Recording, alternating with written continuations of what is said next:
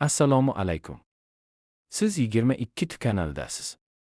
Bugun ko'pchilik yoshlar va sportchilar iste'mol qiladigan energetik ichimliklarning zarari haqida gaplashamiz.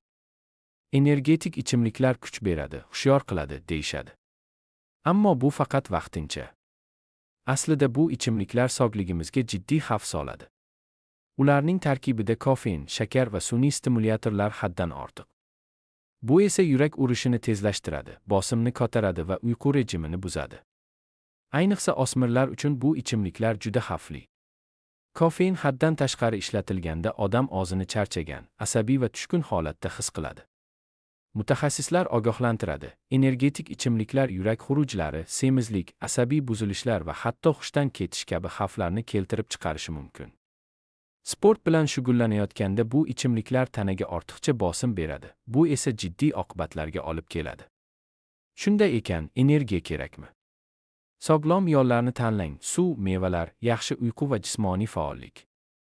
Bu 22 tip edi. Sog'ligingiz biz uchun muhim. Videoni yoqtiring, izoh qoldiring va obuna bo'lishni unutmang.